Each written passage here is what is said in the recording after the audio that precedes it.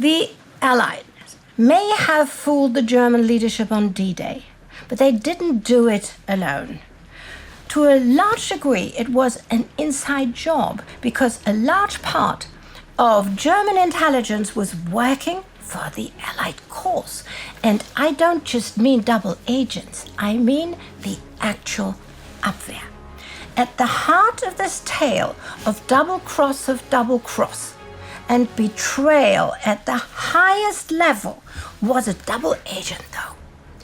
He is Dusko Popov, or Tricycle.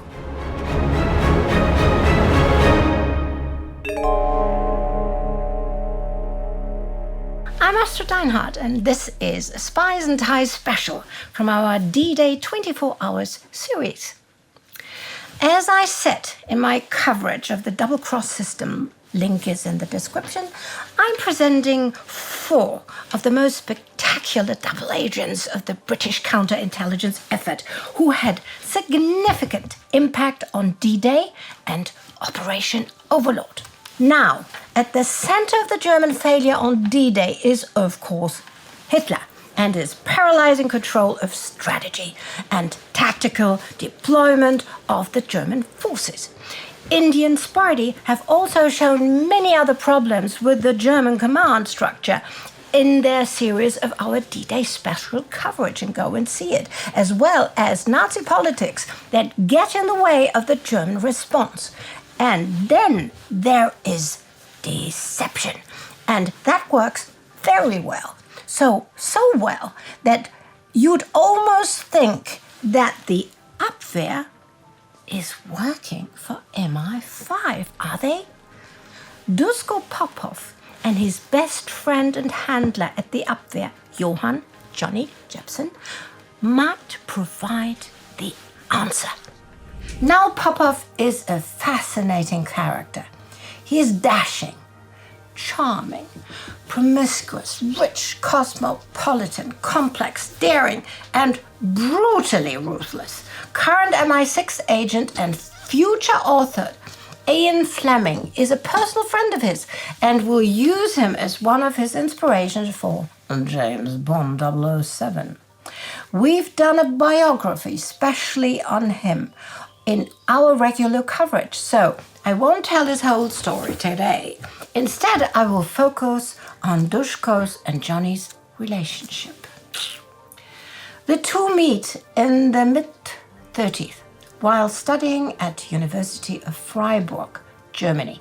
Dusko has come here from his native Serbia, where his father has built a very successful international trading business. Johnny is 5 years younger and arrives after him and makes quite an entrance. Now, listen to that. He rolls into town in his Mercedes 540k. The first thing he does is pay a visit to the town's police commissioner. He lays down 2 envelopes filled with money on the commissioner's desk and tells him, it will save time if I pay my traffic tickets in advance. The two soon form a whirlwind romance. Johnny's well of cash is even deeper than Dusko's. His parents died when he was a teenager, and he has inherited his father's stake in the family business, the conglomerate Jebsen and Jebsen Shipping Company, based out of Hamburg. He spent time in England growing up and returned to Germany as a committed Anglophile, adopting English manners, even preferring English over German. His role model is P.G. Woodhouse's spoiled, useless, snobbish, but charming character, Bertie Wooster. Dusko and Johnny's relationship is based almost entirely on frivolity, fast cars, expensive sports, gambling, partying, endless rows of fawning girls, preferably a few at once. So, how do these two good-for-nothings end up at the heart of world geopolitical affairs, you could ask yourself, right? Well, under the surface, they are dedicated intellectuals and humanists and despise the Nazi regime that controls Germany. Dusko's disdain is rather outspoken. Johnny can't afford that as a German. Dusko thinks he can, but he can't. Shortly before graduation in 1937, Dusko is arrested by the Gestapo. Johnny and Popov Sr. pull some strings and get him out.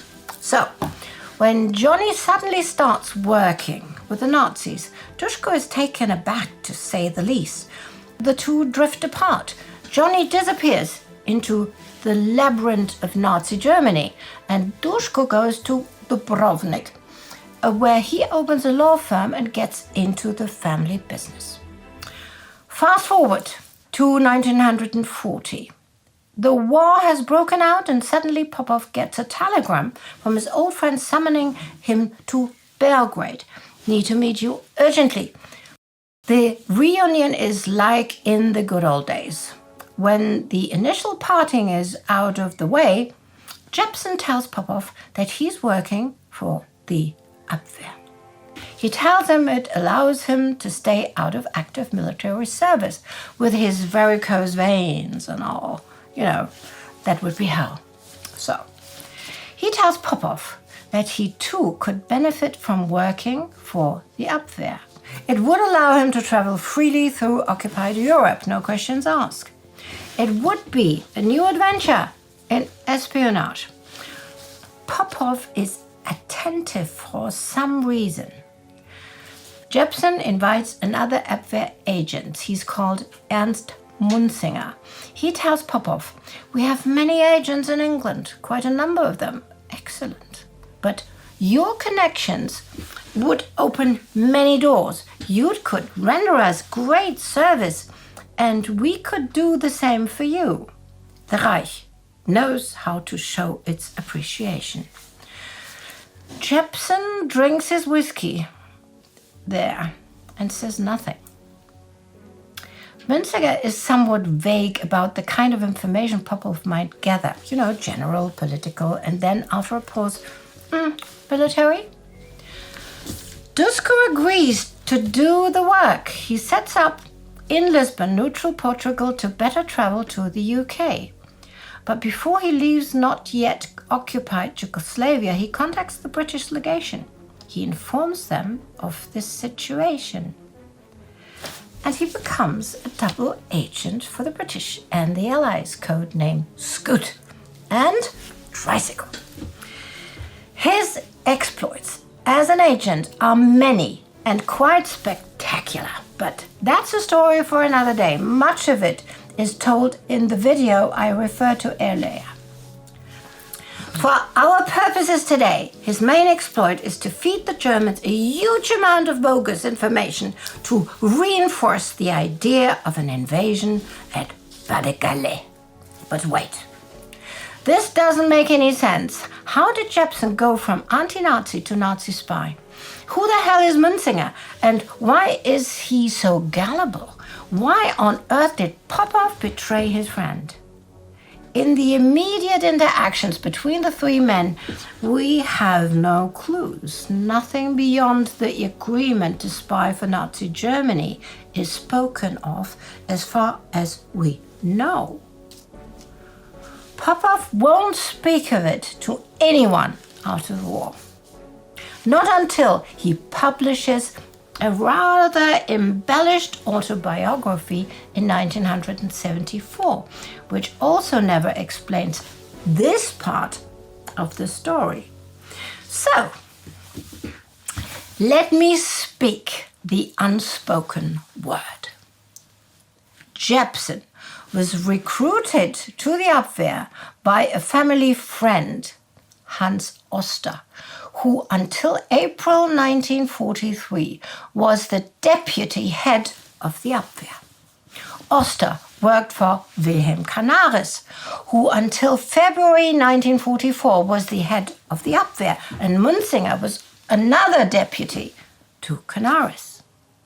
Now, Oster was ousted last year because it came out that a lot of things had gone wrong and there were traitors, double agents working for him. Canaris followed in February for the same reason. Munzinger left the service shortly after, officially for serving the required time, probably as part of their purge. After Canaris was ousted, the SS Sicherheitsdienst took over the Abwehr. Jebsen, by then also living in Lisbon, still working for the Abwehr, was drugged and kidnapped by the SD at the end of April. He is now languishing under torture in Sachsenhausen concentration camp. He has and will say nothing, if he indeed knows anything. With the records after the war, we know this though. Oster and Canaris are the heart of a conspiracy to ruin the German war effort and end Nazism. They also plotted against Hitler's life and tried to organize a coup. Canaris has deliberately led German secret leaks to the Allies, even secretly met them in Rome. Jebsen was recruited into a unit of the Abwehr that Canaris had set up as a dummy unit to save Jewish Germans by making them untouchable agents. Munzinger's record has been to recruit a row of useless or treacherous agents on Canaris' behalf. They have been playing a highly dangerous game, for which all four men will pay with their lives before the war is over.